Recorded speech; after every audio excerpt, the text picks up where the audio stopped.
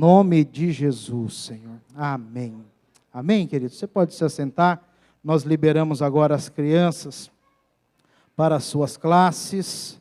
Vão abençoadas em nome do Senhor Jesus Cristo. E eu quero convidar aqui o pastor Giovanni, que vai nos abençoar com a ministração da palavra. Graça e paz, igreja. Que Deus abençoe a sua vida, o seu coração. Abra comigo, meu irmão, minha irmã, em 1 Pedro, capítulo 2, a partir do primeiro versículo. 1 Pedro 2, 1. Que a graça e a paz de Jesus esteja sobre você, sobre a sua casa, sobre a sua família. Que Deus te abençoe tremendamente. Também queremos saudar, com a graça e a paz de Deus, aqueles que nos assistem através da internet. Tantos irmãos, de tantos lugares abençoados. Que Deus abençoe você, a sua casa, a sua família. Espero de alguma maneira nessa noite abençoar o seu coração e te fazer entender a bênção que é ser povo de Deus. O tema da nossa ministração nessa noite é isso: somos povo de Deus. E é o destaque nessa perícope, ou seja, nesse trecho das Escrituras, é o destaque de fazer eu e você, nós entendermos a bênção e o privilégio que é para mim e para você, fazermos parte do povo de Deus. O que é o povo de Deus? Nós vamos ver quais são as marcas desse povo maravilhoso, qual é a nossa identidade, o que Deus espera de nós, o que a sociedade espera de nós, como é que realmente nós podemos ser povo de Deus. E com a graça de Deus vamos ler essa linda palavra, esse lindo trecho das Escrituras e refletirmos juntos, aprendemos com o Espírito Santo aquilo que Deus espera de nós. Vamos lá então, todos acharam? 1 Pedro 2, a Bíblia diz: despojando-vos, em outras versões diz deixando para trás, portanto, toda maldade e dolo, outras versões diz engano, de hipocrisias, talvez a sua versão diga fingimentos, invejas e toda sorte de maledicência, outras versões dizem murmuração. E desejai ardentemente, como crianças recém-nascidas, o genuíno leite espiritual, para que, por ele, vos seja dado crescimento para a salvação, se é que já tendes a experiência de que o Senhor é bondoso. Chegando-vos para ele a pedra que vive, está se referindo a Jesus, rejeitada, sim, pelos homens, mas para com Deus eleita e preciosa. Também vós mesmos, como pedras que vivem, sois edificados casa espiritual, para serdes sacerdócio santo, a fim de oferecerdes sacrifícios espirituais agradáveis a Deus, por intermédio de Jesus Cristo. Por isso, está na Escritura, eis que põe em Sião uma pedra angular, eleita e preciosa, se referindo a Jesus Cristo, e quem nela crer não será, de modo algum, envergonhado. Glória a Deus por isso. Versículo 7, para vós outros, portanto, os que credes, é a preciosidade, mas para os descrentes, a pedra que os construtores rejeitaram, se referindo aos judeus, o povo judeu que rejeitou Jesus, essa veio a ser a principal pedra, a pedra angular. E a pedra de tropeço e rocha de ofensa, são estes os que tropeçam na palavra, sendo desobedientes, para o que também foram postos.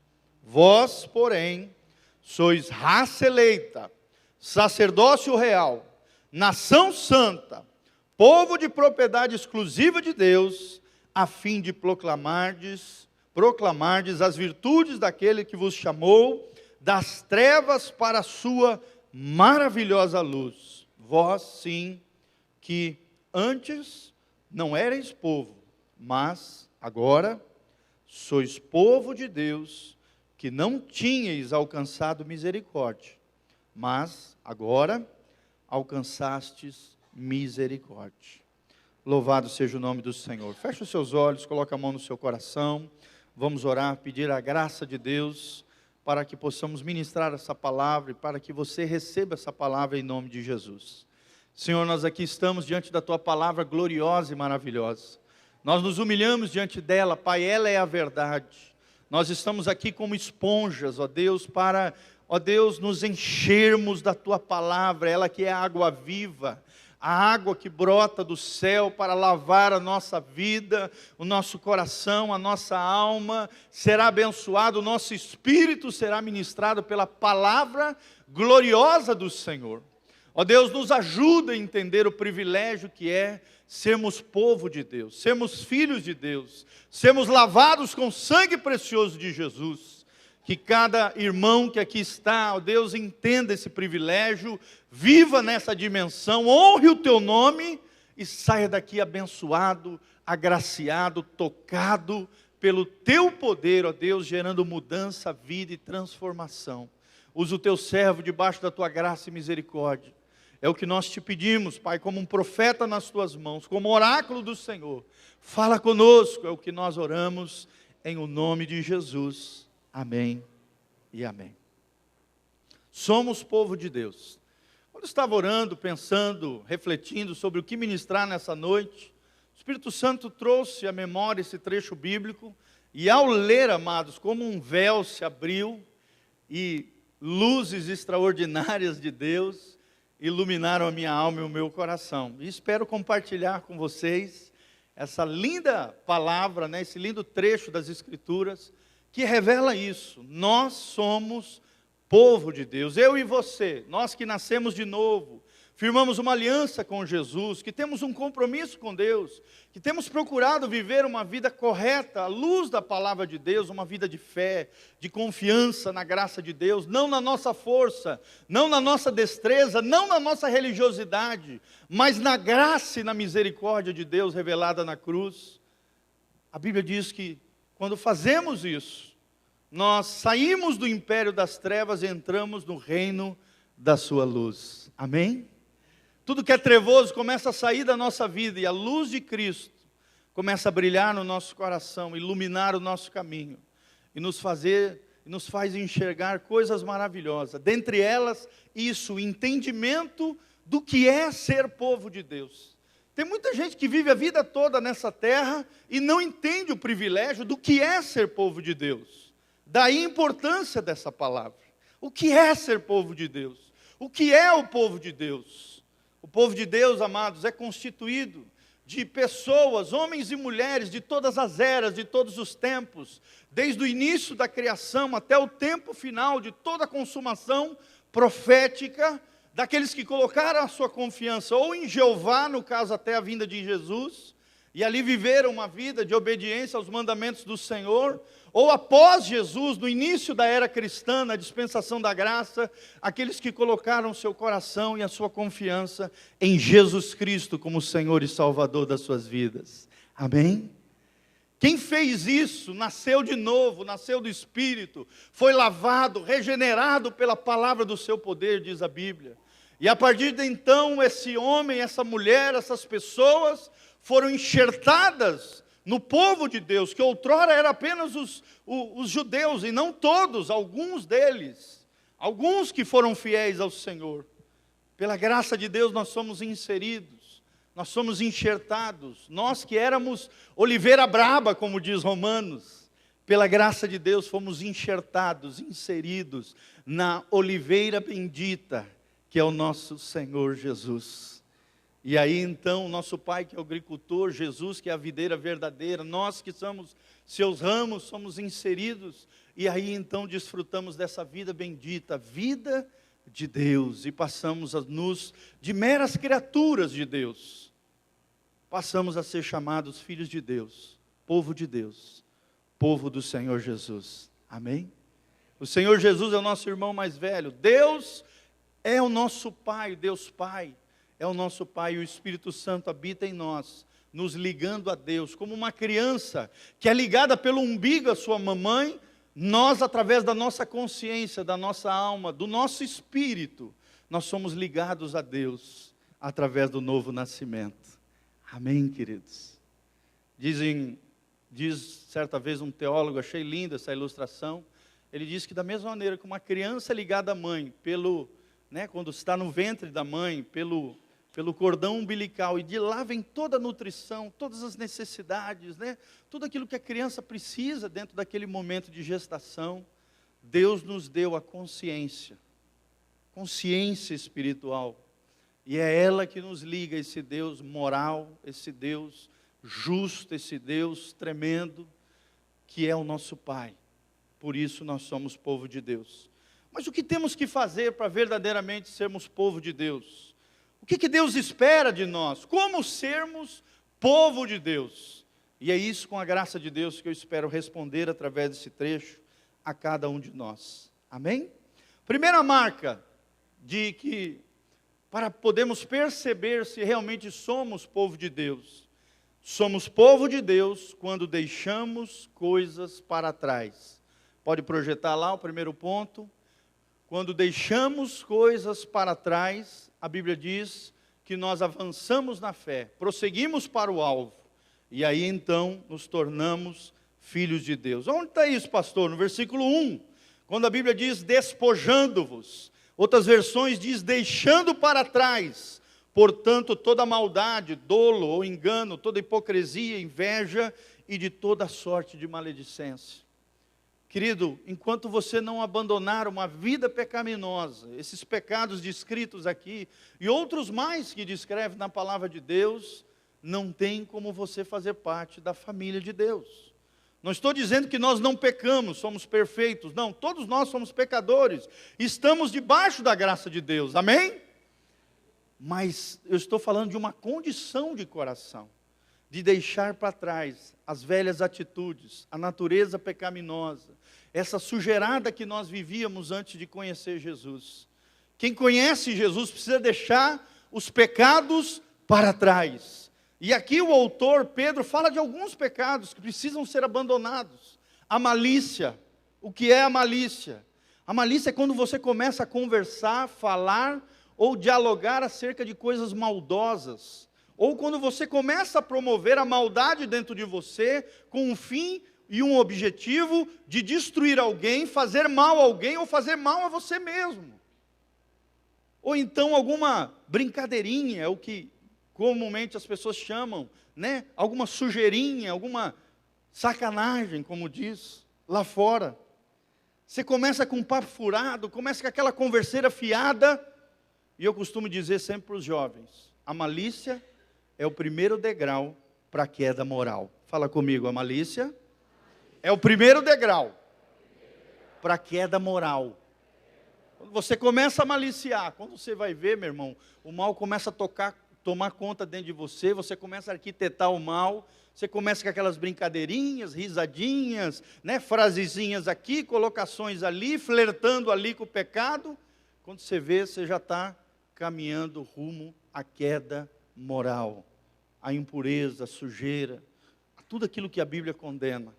Precisamos deixar para trás a malícia. O segundo pecado que a Bíblia menciona é o engano. Precisamos viver uma vida na verdade. Tem muita gente enganada dentro das igrejas, tem muita gente que se auto-engana, tem muita gente que está cheio de mentiras de Satanás dentro do seu coração, dentro da sua vida. Precisamos deixar o engano e vivemos uma vida na verdade de Deus. O terceiro pecado mencionado é hipocrisia, talvez na sua versão, fingimento.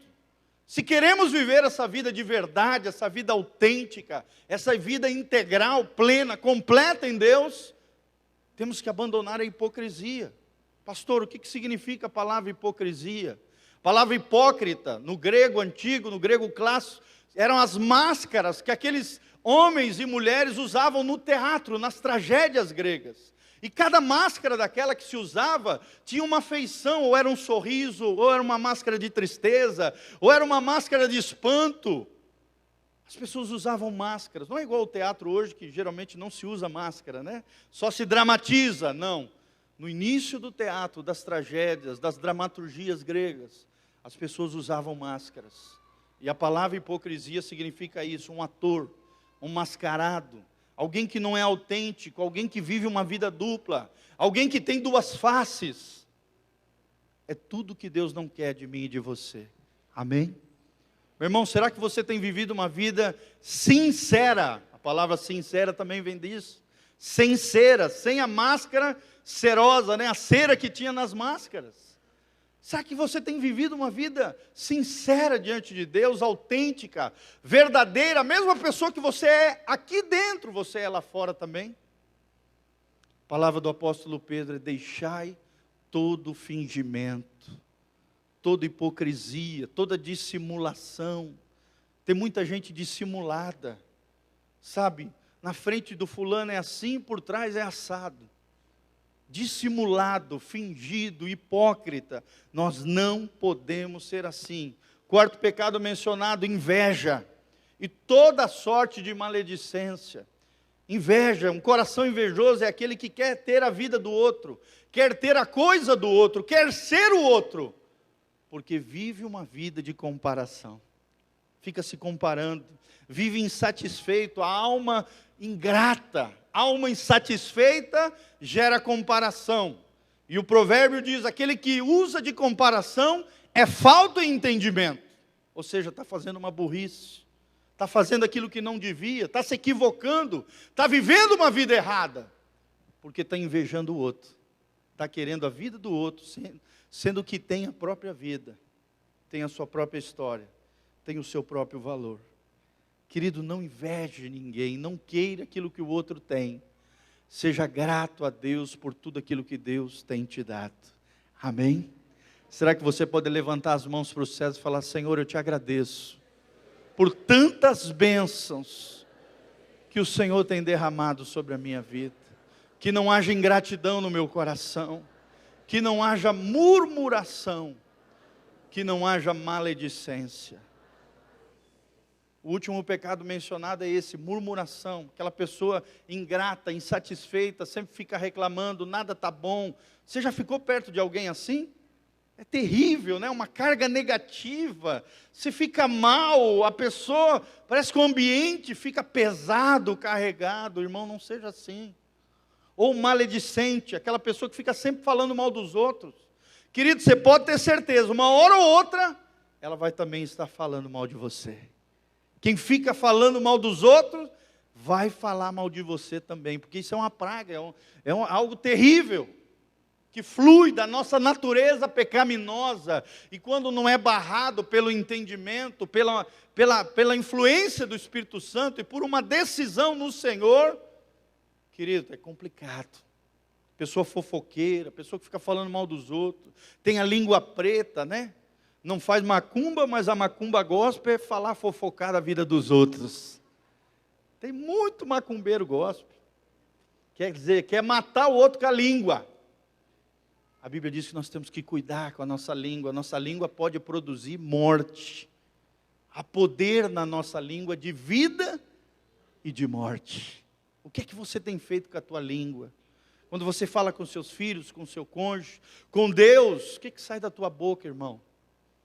A boca fala do que o coração está cheio. Como é que está o teu coração? Só sai maledicência, só sai murmuração. É porque o teu coração não está legal. Você precisa de ajuda. Você precisa de restauração. Você precisa de cura. E quem quer ser povo de Deus precisa deixar essas coisas para trás. Pastor, o que mais eu preciso deixar para trás? Eu listei algumas coisinhas. Você precisa também esquecer o seu passado, irmão. Tem muita gente preso ao passado. Certa vez o Espírito Santo me deu uma frase a respeito disso, pensando, meditando, ruminando sobre isso, né? O Espírito Santo me deu uma frase tremenda. O passado precisa ser escola para mim e para você, e não uma prisão.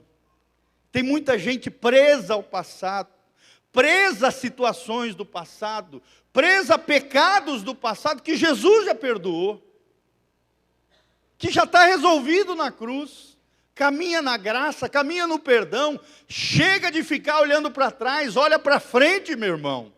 Amém? Seja curado hoje, nesta noite, pela graça de Deus, avance. Quem fica olhando para trás não consegue avançar na vida espiritual. Deixe para trás o seu passado, que o passado seja escola, mas não prisão. Prisão dentro da nossa alma, muitas vezes, por causa de traumas do passado, situações que nos complexaram, feridas que foram feitas, talvez ofensas que pessoas fizeram na sua vida. Se você não está dando conta sozinho, procura ajuda.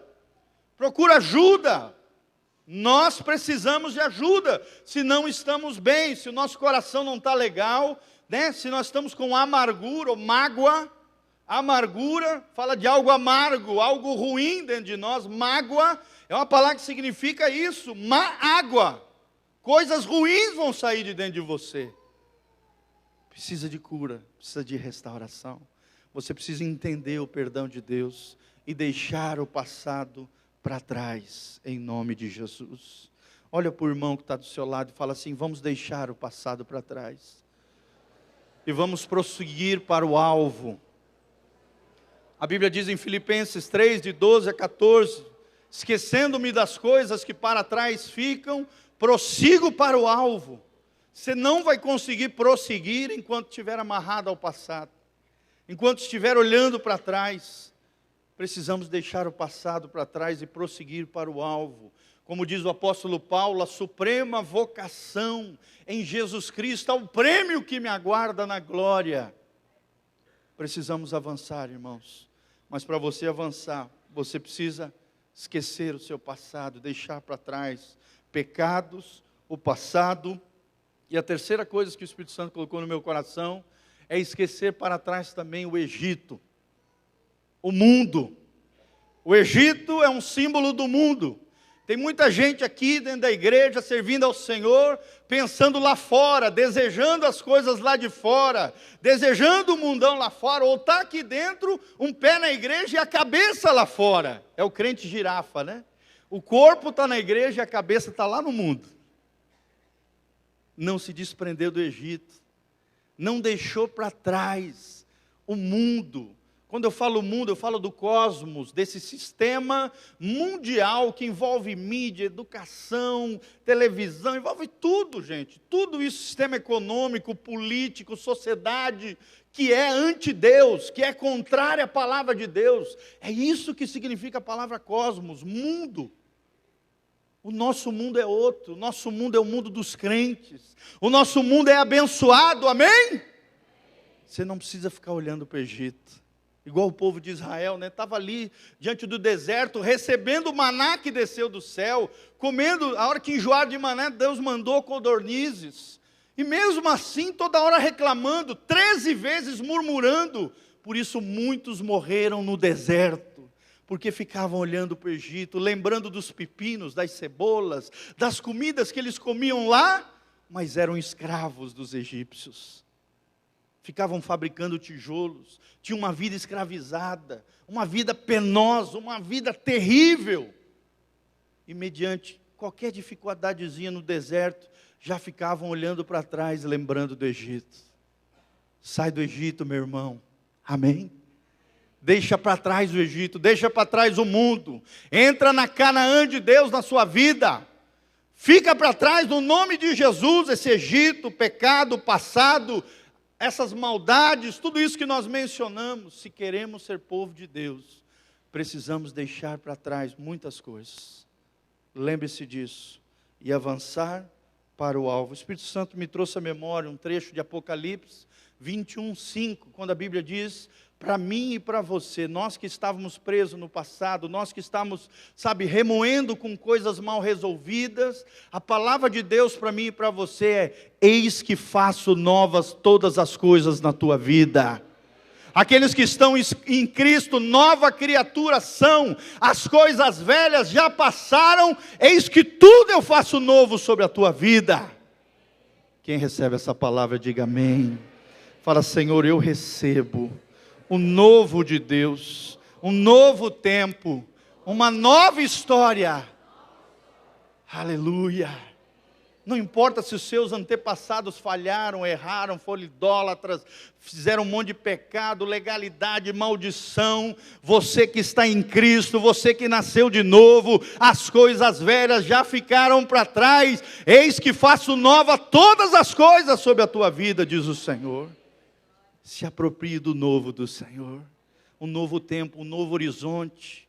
O horizonte está aberto, coisas maravilhosas. Deus ainda tem para mim e para você, meu irmão. Não fique preso ao passado. Esqueça o passado, esqueça os pecados. Esqueça o mundo em nome de Jesus. É o que diz e nos ensina o versículo 1. Segunda característica, se somos povo de Deus, ou somos povo de Deus, quando temos fome de Deus. Somos povo de Deus quando temos fome de Deus. É o que diz o versículo 2 e 3. Desejai ardentemente, como crianças recém-nascidas, o genuíno leite espiritual, para que por ele vos seja dado crescimento para a salvação. Você quer crescer, meu irmão? Sim ou não? Primeiro, o crescimento seu depende de você. Eu não posso crescer por você. Eu posso te dar alimento. Mas o teu crescimento depende de você. E a Bíblia diz que ele usa aqui o autor, olha só que tremendo, no começo do versículo 2 ele diz, desejai ardentemente. Aqui fala de fome e sede por Deus, como diz Mateus 5, bem-aventurados aqueles que têm fome e sede de Deus, porque estes serão saciados. Receba alimento do céu. E graças a Deus você está numa igreja abençoada, que tem alimento sólido, que tem alimento que brota do trono de Deus para a tua vida. Mas não se contém apenas no culto, querido. Todos os dias você pode abrir a palavra e dizer, Senhor, fala comigo. Senhor, me ensina, o que é que o Senhor tem? Senhor, eu tenho fome e sede de Ti, eu quero me alimentar. A cada dia, a cada momento, a cada hora, querido, precisamos desejar ardentemente. Outras versões diz, desejar afetuosamente. E aí o autor, o apóstolo Pedro, traz a figura de uma criança, de um bebê, que está mamando leite. Você já viu uma criança mamando? Que coisa linda! Ela agarra ali, né, o seio da sua mãe, e mama, e mama, e mama, e fica horas mamando. E aí a hora que ela está cheinha, ela para, dorme, descansa. Aí logo em seguida de novo, mama, mama, mama. As mães, coitadas, ficam até esgotadas, né? Assim deve ser a nossa vida espiritual, querido, o tempo todo. Nós temos que ter fome e sede de Deus.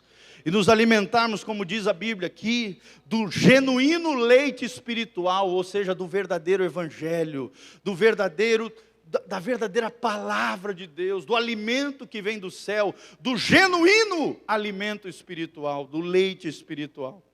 Se existe genuíno é porque existe falso também. Existe falso evangelho, gente? Sim ou não? Venha para Jesus e seus problemas acabaram. Isso é falso evangelho. Venha para Jesus e você vai ficar rico e milionário. E aí mostra aquelas casonas, iate, um monte de carro importado na garagem. Querido, vida cristã não é isso. Você pode até prosperar, e glória a Deus, que você prospere no nome de Jesus. Mas vida cristã é mais que isso. Amém? Deus não promete isso, Deus promete o suficiente para a sua vida, para o cumprimento da sua missão. E quanto mais fiel você for, e melhor você administrar os recursos que Deus te concedeu, mais você vai prosperar. Mas ser crente não significa que você vai ser rico. Não. Não é isso, isso é o falso evangelho. Isso é o evangelho que não é bíblico. É o evangelho que já atrai as pessoas com a motivação errada. Eu quero ir para a igreja porque eu quero enricar.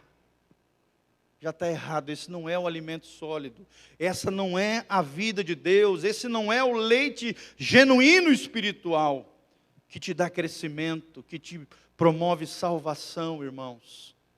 Toma cuidado com o falso evangelho, toma cuidado com falsas doutrinas, toma cuidado com videozinhos que você às vezes assiste na internet, com pessoas com coração maldoso.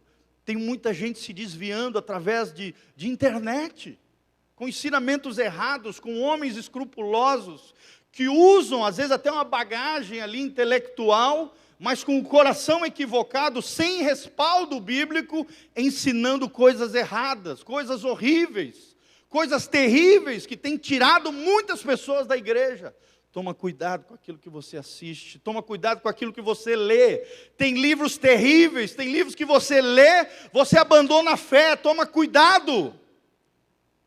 Não que você não deva ler, mas seja seleto na sua leitura. Se não sabe o que ler, pergunta para nós, pastores obreiros, nós temos um monte de literatura para te indicar. Irmãos, mas se alimente como uma criança do genuíno leite espiritual. Amém? Da mesma maneira que o nenê o tempo todo está mamando da sua mãe, nós também precisamos beber e comer desse alimento espiritual que é a palavra de Deus todos os dias. Ministrações, pregações verdadeiras, que estejam na Bíblia, que sejam cristocêntricas, que não exaltem o homem, mas exaltem a Deus, que promovam a glória de Deus, e não o seu bem-estar. Amém?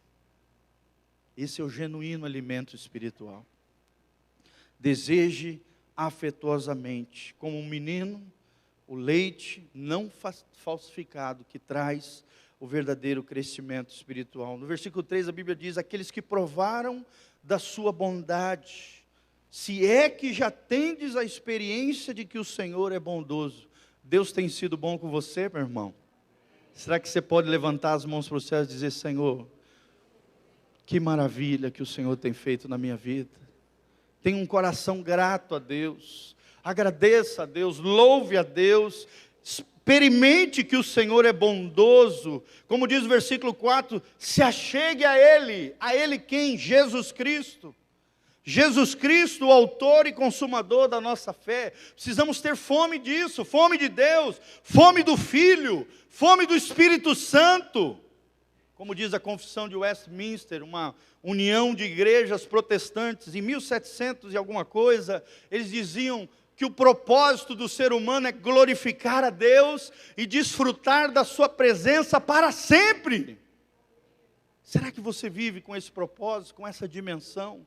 Glorificar o teu Deus, como diz, um dos 5 solas da igreja protestante, da reforma protestante, o sola deo glória, somente é glória de Deus, sola Christus, ou seja, somente Cristo, sola fide, somente a fé, sola escritura, somente aquilo que é respaldado pela escritura, pela palavra de Deus. Essa é a nossa fé, a fé protestante. Amém? Naquela época, as pessoas, elas dependiam de líderes espirituais, padres, bispos, Só eles tinham comunicação com Deus, segundo eles diziam. Mas através da reforma protestante, um dos pilares da reforma protestante foi o sacerdócio de todos os crentes. Amém? Todo crente é um sacerdote, todo crente tem acesso a Deus, todo crente tem acesso ao coração do Pai, pelo novo e vivo caminho, pelo sangue de Jesus. Nós podemos entrar com confiança ao trono da sua graça. Irmãos, você é um sacerdote de Deus. É a terceira princípio que nós queremos ensinar desse trecho bíblico. Somos povo de Deus quando oferecemos sacrifícios espirituais. Olha o destaque: sacrifícios espirituais. Onde é que está isso? A Bíblia diz aqui no versículo 5, também vós mesmos, como pedra que vivem, sois edificados, casa espiritual. Olha comigo essa ilustração, é como se fosse assim. A Bíblia está dizendo aqui, a pedra angular, a pedra de esquina, o fundamento da casa é quem? Jesus Cristo. Amém? Será que o alicerce é forte, gente? Não tem alicerce mais forte para você construir a sua vida espiritual, sua vida familiar, sua vida pessoal, sua vida afetiva precisa ser construída na rocha eterna, que é Jesus Cristo nosso Senhor. Só que a Bíblia usa a ilustração de uma casa espiritual, que é a igreja. Cada um de nós somos pedras vivas, como se fôssemos pequenas pedras ou pequenos tijolos, tijolinhos de Jesus. Cada um de nós, tijolinhos de Jesus. A argamassa que nos liga, da mesma maneira que o cimento liga tijolo com tijolo, a argamassa liga tijolo com tijolo. A argamassa é o amor de Deus. O pilar, a estrutura, o fundamento é quem? Jesus Cristo. E eu e você, ligadinhos em amor, nós estabelecemos uma casa espiritual, uma casa para Deus, chamada Igreja do Senhor Jesus. Porque nós somos povo de Deus, irmãos. E a argamassa que nos une é o amor, casa espiritual, igreja. Por isso você precisa vir na igreja, por isso você precisa frequentar o máximo de cultos que você puder, por isso você precisa ser essa pedra viva de Deus, cujo alicerce, o fundamento é Jesus. Ali nós podemos construir uma vida maravilhosa. Quando enxergamos isso, também que somos sacerdotes, o Senhor é o fundamento, nós tijolinhos, mas a Bíblia também diz aqui que nós somos sacerdócio. Olha o que diz ali: sois edificados, casa espiritual, no versículo 5, parte B, para serdes sacerdócio santo, a fim de oferecer de sacrifícios espirituais, agradáveis a Deus, por intermédio de Jesus Cristo. Por intermédio de quem que nós fazemos sacrifícios espirituais? Por intermédio de Jesus. Agora olha o detalhe, irmãos. Se nós formos sacerdotes santos. Aí o Espírito Santo começou a me trazer à memória o que é que um sacerdote faz.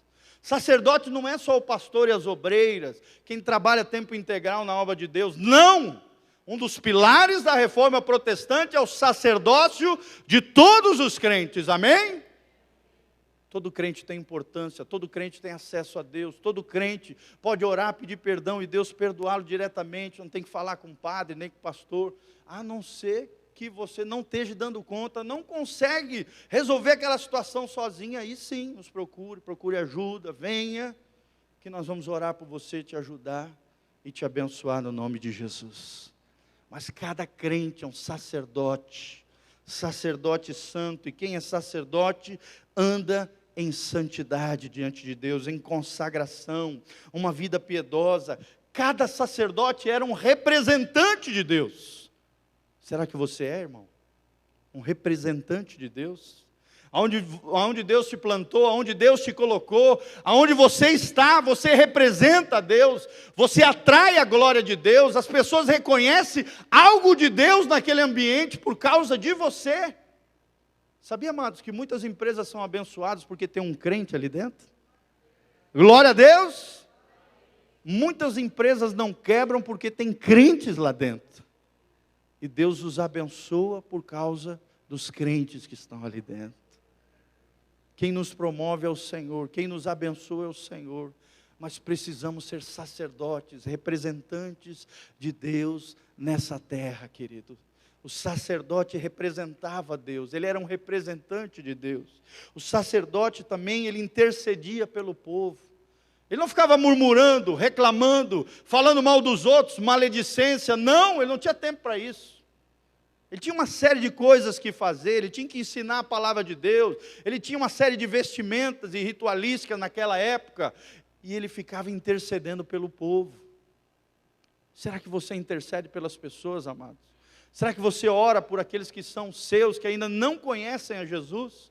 Será que você só fica falando mal dos outros, ou você ora a Deus pelos outros? É isso que é oferecer sacrifícios espirituais. Jejum, oração, adoração. E não como a gente viu dia 12, né? Um bando de gente fazendo um monte de coisa que Deus não pede. Carregando cruz nas costas pela rua, se chicoteando em alguns lugares do Brasil e das Filipinas. Né? Nós vemos essas coisas que não agradam a Deus. Isso é sacrifício de tolo, gente. Sacrifício de tolos, Deus não pede isso. O preço já foi pago na cruz do Calvário. Eu não posso barganhar com Deus, eu não posso comprar Deus. Todo e qualquer sacrifício espiritual tem que ser fruto de gratidão por aquilo que eu já recebi dele. Tem que ser também uma resposta à graça de Deus sobre a minha vida. e tem que ser agradável a Deus, ou seja, tem que estar respaldado na palavra de Deus. E não algo que eu boto na minha cabeça, eu vou lá e faço, e aí Deus vai ver a minha fé. Não, não inventa moda. Não faça isso. Como dizem em alguns lugares, né? Não viaja na maionese. Para com isso. Siga a palavra de Deus, leia a Bíblia, ore, jejue. O jejum não muda a Deus, muda você. Te conecta a Deus, mata a tua carne. Coloca para fora toda a sujeira e impureza que está dentro de você. Aí você está estressadinho ali e você não entende por quê. É Deus colocando para fora. Você fala, Senhor, mas eu estou jejuando e eu estou nervoso com os meus filhos. Tem alguma coisa errada com isso? Era para mim ficar mais espiritual e não carnal. É Deus tirando a sujeira de dentro, colocando para fora. E dizendo, você não é tão paciente quanto você imagina. Existe algo mal resolvido lá dentro de você, que precisa ser trazido para a superfície, precisa ser tratado pela minha graça e pelo meu amor. É isso que o jejum faz, amados. Sacrifícios espirituais só podem ser feitos por sacerdotes de Deus. Quantos reis e sacerdotes nós temos aqui nessa noite? Levanta a mão e fala, Senhor, eu quero ser um sacerdote santo do Senhor, ser um representante de Deus, ser um intercessor pelo povo de Deus e pelas pessoas, andar em santidade, e ó Deus, consagração diante de Ti, Senhor, eu quero isso. Esse sacerdócio, ele precisa ser efetuado em vários lugares, em várias dimensões, não é só na igreja, não, é no lar. Será que você tem sido sacerdote no seu lar? Será que você tem sido sacerdote lá dentro? Sacerdote no seu trabalho? Sacerdote no mundo? Que testemunho as pessoas têm de você, querido? Deus não quer sacrifícios de tolos, mas sim sacrifícios espirituais. Sacrifícios espirituais. A Bíblia fala que Jesus aqui, ele tem duas visões, né? Para quem está em Cristo, ele é a pedra angular, o fundamento, a pedra de esquina, da qual a casa espiritual de Deus é construída. Sim ou não? Mas a Bíblia também fala aqui de um detalhe, que para aqueles que não são de Deus, Jesus Cristo, a pedra de esquina vira pedra de escândalo, ou seja, pedra de tropeço. Aquela pedra que os construtores rejeitaram. Construtores quem? Os judeus rejeitaram. Quando Jesus veio à terra, eles rejeitaram, eles rejeitaram Jesus, não aceitaram. Claro que alguns sim, se converteram, viraram cristãos, mas na sua grande maioria foi rejeitado pelos homens, diz a palavra de Deus. E para muitos Jesus, a pedra angular, a pedra viva, a pedra de esquina, se transformou em pedra de escândalo, da qual muitos tropeçam, não por causa de Jesus, mas por causa deles mesmos, porque não constroem uma vida sobre Jesus, mas sim tropeçam em Jesus. Mas assim, como é que eles tropeçam, pastor, em Jesus? Como é que Jesus, que é pedra viva, se transforma numa pedra de escândalo, numa pedra de tropeço? Eu não consigo entender isso. Irmãos, a Bíblia tem a resposta aqui, porque eles não vivem na palavra e vivem desobedecendo a Deus. É o que diz aqui a palavra de Deus. Eis, olha só, no versículo 8, e a pedra de tropeço, a rocha de ofensa, são estes os que tropeçam na palavra, sendo desobedientes para o que também foram postos. Todo mundo vai construir casa para Deus? Sim ou não? Não. Tem gente que vai se escandalizar, vai tropeçar na pedra angular que é Jesus, vai rejeitar. Como eles fizeram no passado, tem muita gente fazendo. Rejeitaram o quê, pastor? Rejeitaram a palavra de Deus. E rejeitaram e desobedeceram o próprio Deus. O Deus da palavra. Meu irmão, será que você tem andado na linha? Será que você tem obedecido a palavra de Deus? Será que os princípios de Deus são vivos dentro de você? Será que habita ricamente a palavra de Deus na sua vida? E realmente você tem vivido na palavra de Deus? Será que você tem construído uma vida para Deus? Será que Deus, sabe, faz morada em você, o Espírito Santo está dentro de você? Olha a marca daqueles que tropeçaram: desobediência e viver fora da palavra.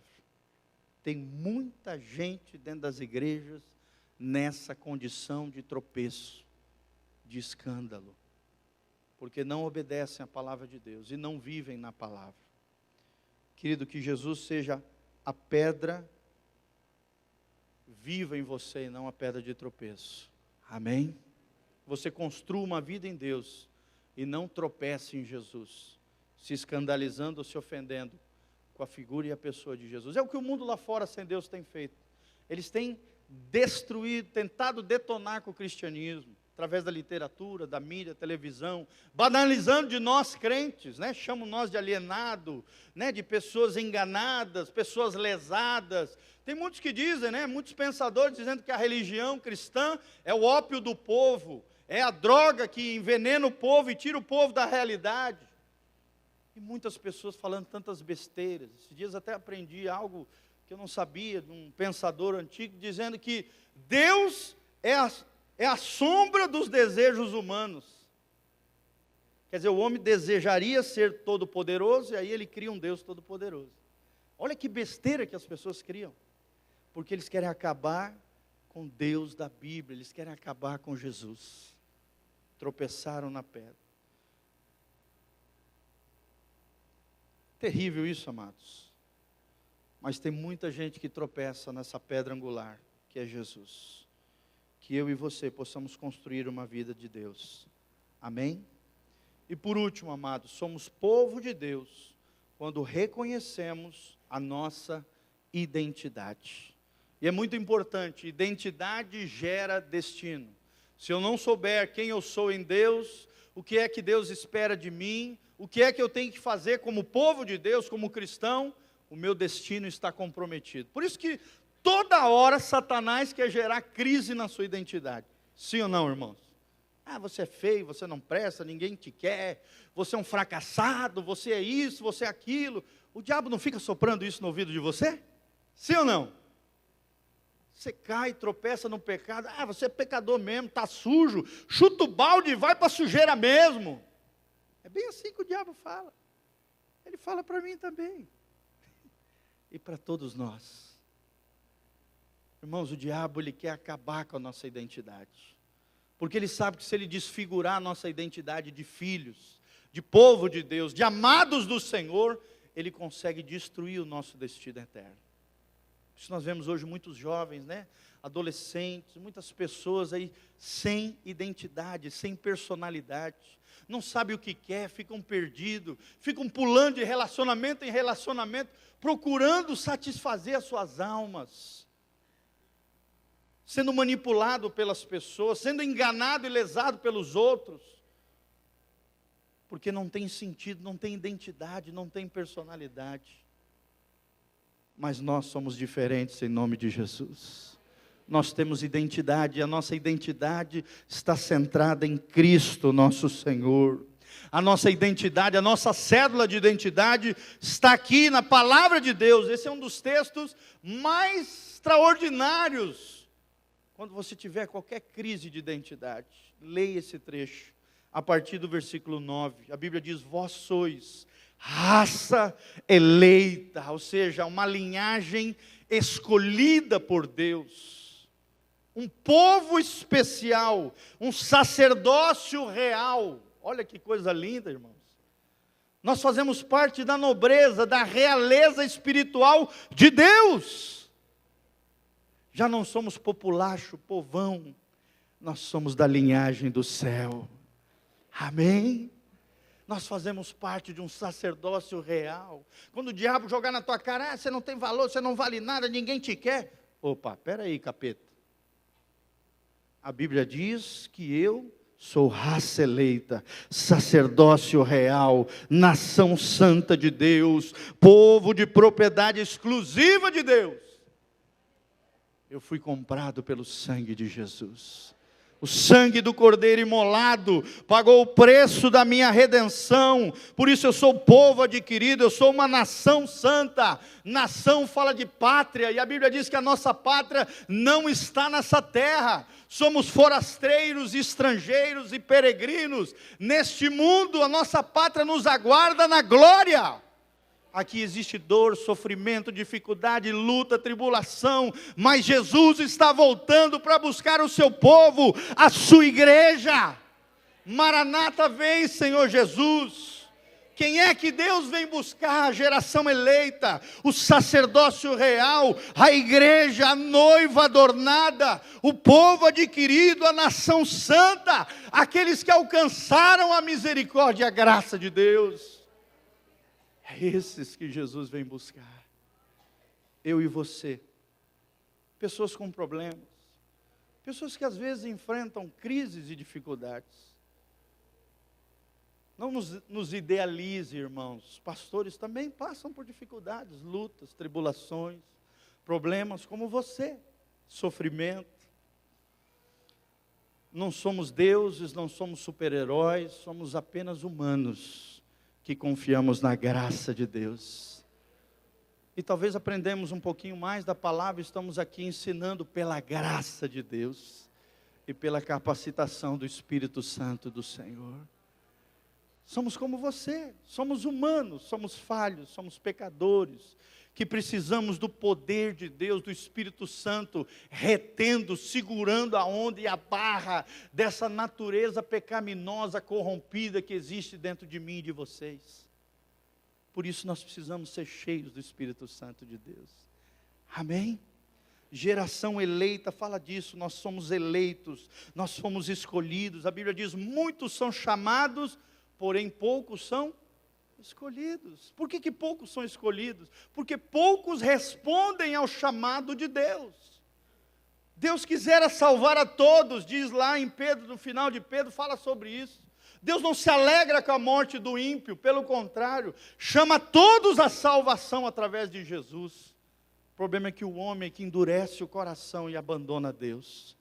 Não é Deus que vira as costas para nós, somos nós agarrando o pecado que viramos as costas para Deus. Deus está sempre de braços abertos, com perdão disponível, misericórdia para derramar sobre a minha e a tua vida, compaixão sobre nós, se houver arrependimento no nosso coração.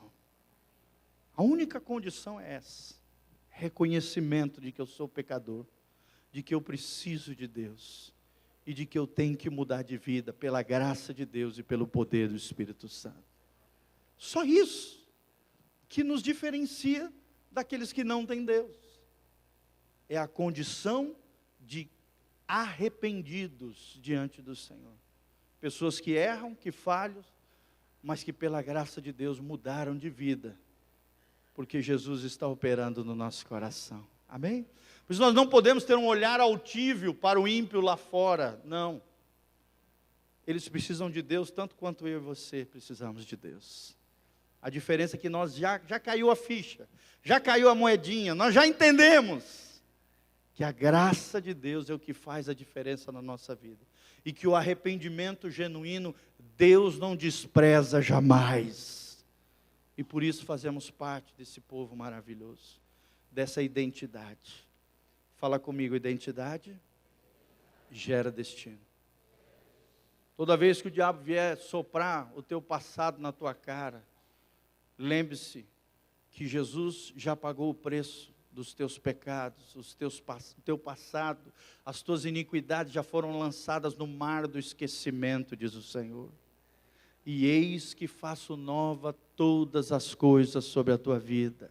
Aqueles que estão em Cristo, nova criatura são. As coisas velhas já passaram, eis que tudo eu faço novo sobre a tua vida.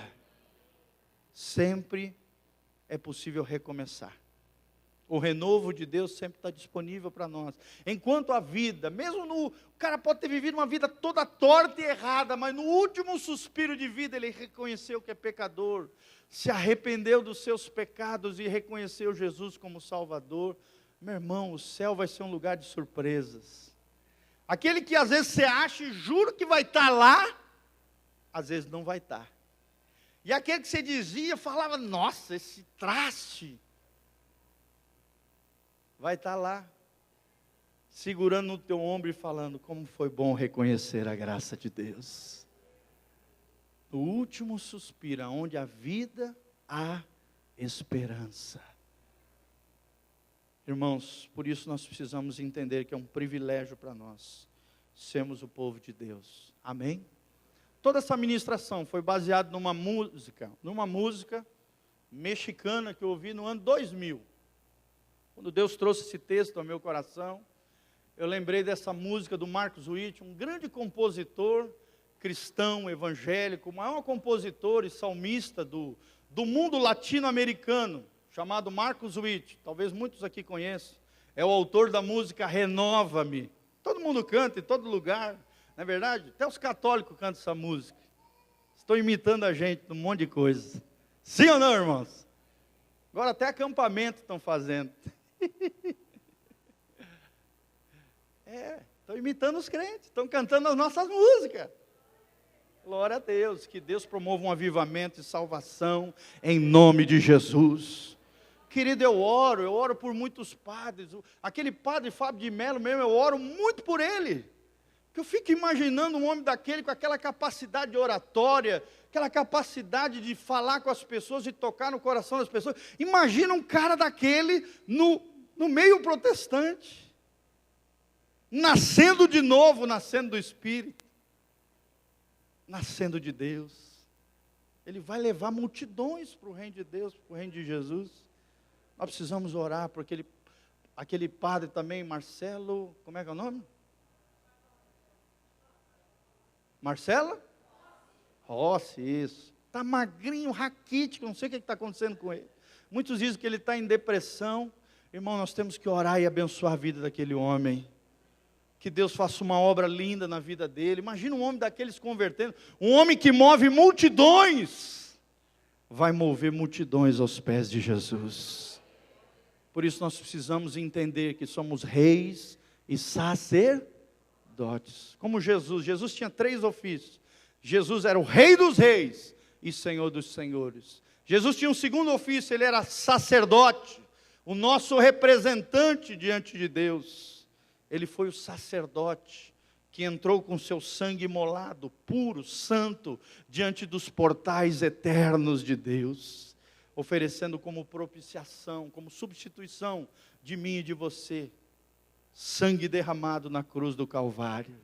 E ele também foi profeta, e eu e você precisamos ser boca de Deus lá fora, profetizar as maravilhas da maravilhosa luz de Deus. Voltando à música mexicana, já estava me escapando. Como eu falei, toda essa ministração foi baseada numa música, e é linda. Ela fala assim: somos o povo de Deus, somos um povo especial, chamados para anunciar as virtudes daquele que nos chamou à sua luz. Somos o povo de Deus, somos um povo especial, chamados para anunciar as virtudes daquele que nos chamou à sua luz. Olha a segunda parte, que linda. E levaremos sua glória a cada povo e nação, trazendo-lhes esperança e novas de salvação. E o seu amor nos impulsa, e não podemos calar. E trazemos a este mundo, anunciaremos a este mundo, do seu amor e verdade. Amém? Quantos fazem parte do povo de Deus? Levanta as mãos para o céu e fala: Senhor, eu quero fazer parte do povo de Deus. Só lembrando rapidinho, somos povo de Deus. Número 1, quando deixamos coisas para trás, deixa para trás. O passado, o pecado, o engano, o mundo, deixa para trás. Segundo, somos povo de Deus quando temos fome de Deus. Se nós tivermos fome e sede de Deus, seremos saciados, em nome de Jesus. E terceiro, somos povo de Deus quando oferecemos sacrifícios espirituais, aquilo que agrada a Deus. Descubra o que agrada a Deus. fidelidade, honra, sabe, generosidade. Hoje de manhã eu contei uma experiência tremenda, já estou terminando, calma, segura aí na cadeira. É que vem, os flash vem na hora aqui, tem que falar. É o Espírito Santo, manda um zap, como diz o Luiz Hermínio, do céu. Hoje de manhã compartilhei com os irmãos uma experiência tremenda. Há 2 semanas atrás, só compartilhando uma experiência minha pessoal, nada para me exaltar de maneira nenhuma, tá, amados? Só ensinar para vocês um exemplo. E aí, nós recebemos um casal de pastores que veio nos visitar e tal. E aí, quando eu tinha recebido um sapatênis e tal, peguei aquele sapatênis. Quando eu peguei no sapatênis, o Espírito Santo já falou, não, tu nem vai usar. O sapatênis é para uma outra pessoa, que eu tinha ganhado de um irmão daqui da igreja. Deus não deixou nem eu usar. Eu só testei, funcionou, guardei. Porque eu já tinha convicção que era para dar para outra pessoa. Aí veio esse casal, tal, entreguei. Na hora do Espírito Santo falou, é para ele, pode dar. Dei o sapatênis para ele, fiquei sabendo que ele precisava de calça. Dei 3 calças minhas que eu tinha lá, em bom estado e tal. Dei para aquele irmão, ficou todo feliz e contente.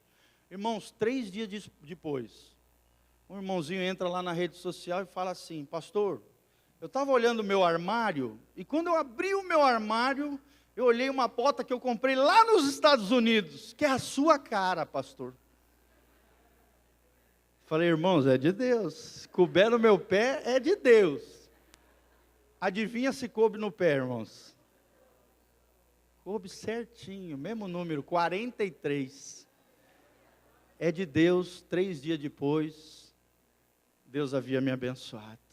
E Deus quer abençoar você da mesma maneira. Aí fui ver, só de curioso, eu sempre quis ter aquele tipo de bota, tal. Fui para o Chile, e era muito cara essa bota. Eu falava, nossa, eu queria tanto uma bota dessa, mas ela custava 500, 600 reais. Não tinha coragem de dar isso numa bota. Nunca dei mais do que 150 reais num tênis ou numa bota. Eu acho um absurdo fazer um negócio desse, mais do que isso. Não tenho coragem, sou pai de 3 filhos, que come uma barbaridade. Irmãos, aí... Só de curioso, fui ver na internet quanto é que custava aquele tênis. Irmãos, levei até um susto, caí para trás. R$ 999. Claro que nos Estados Unidos não custou isso, né? Nossa nação cheia de imposto aí, essa bênção maravilhosa. Queridos, Deus é um Deus que te abençoa. Se você tiver um coração generoso, um coração abençoador, um coração sintonizado com o coração de Deus, irmão, começa a abençoar pessoas, começa a ter esse coração generoso. Você não precisa correr atrás das bênçãos, as bênçãos que vão correr atrás de você. Amém? Porque você já é abençoado, você é povo de Deus, e quem é povo de Deus, Deus abençoa. Ele não precisa se aproximar de Deus com a motivação errada, não. As bênçãos vão correr atrás de você. Louvado seja o nome do Senhor. Amém? Nosso Deus é maravilhoso, querido. Anunciaremos ao mundo do seu amor e verdade. Louvado seja o nome do Senhor. Fica de pé, meu irmão. Você que, como eu, faz parte do povo de Deus. E o 4º e último ponto que eu esqueci de falar, mencionando essas histórias todas, é que quando nós somos povo de Deus, quando reconhecemos a nossa identidade. Você tem uma identidade. Você é filho de Deus, você é amado do Senhor, você é povo de Deus. Segura na mão do irmão que está do seu lado, vamos fechar os corredores, encerrarmos orando. Que Deus te abençoe no nome de Jesus. Olha para o irmão lindo e maravilhoso, sorriso Colgate do seu lado, e fala para ele, nós somos povo de Deus. Fala para ele, vira para o outro lado e diz, nós somos povo especial. Que Deus te abençoe, meu irmão. Olha que povo lindo, olha que povo maravilhoso, é o povo de Deus. Esse povo é maravilhoso, querido. Louvado seja o nome do Senhor. Feche os seus olhos, vamos orar com a graça de Deus. Senhor, nós estamos aqui porque te amamos.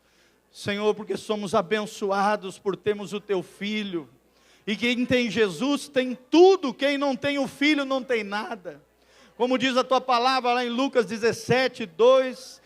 Ó, que a vida eterna é esta, que conheçam a Ti, o único Deus verdadeiro, e a Teu Filho Jesus, a quem Tu enviastes.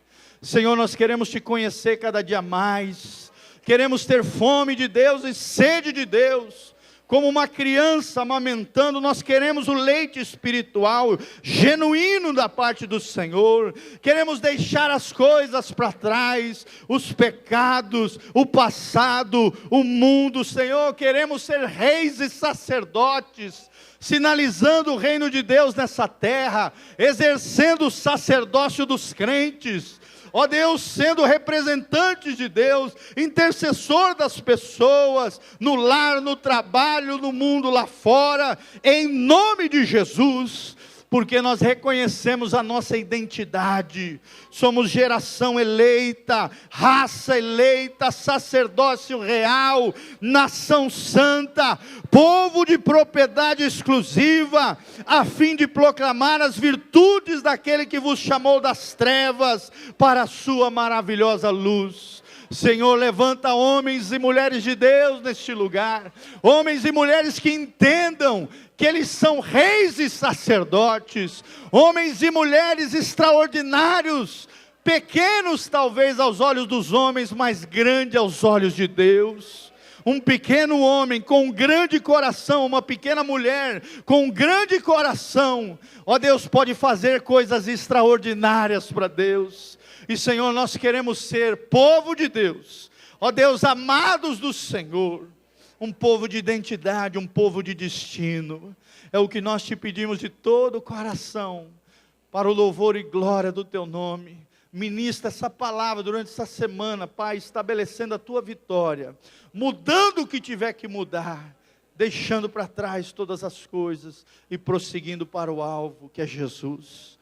Em o nome de Jesus, levante as mãos do seu irmão para os céus comigo, que o Senhor faça resplandecer o seu rosto sobre ti, que o Senhor te abençoe e te dê vitória nessa semana, e muita bênção da parte do Senhor, que o Senhor te prospere nos teus caminhos, que o Senhor te abençoe em todas as coisas, que o Senhor abençoe a tua casa, a tua família, tudo aquilo que você colocar as mãos, que o Senhor te dê sabedoria na gestão dos recursos e dos negócios, que o Senhor abençoe com o shalom de Deus, com a paz que prospera, que o Senhor perdoe você dos seus pecados, de ti tenha compaixão e misericórdia de mim também, e que o Senhor, ó Deus, nos abençoe, nos dando uma semana abençoada, e que mantenha íntegros e irrepreensíveis o nosso corpo, a nossa alma e o nosso espírito, até a volta de Jesus Cristo nosso Senhor, em o nome de Jesus, amém e amém. Amém, amados? Glória a Deus. Dê um abraço do irmão maravilhoso que está do seu lado. Vai na graça e na paz do Senhor.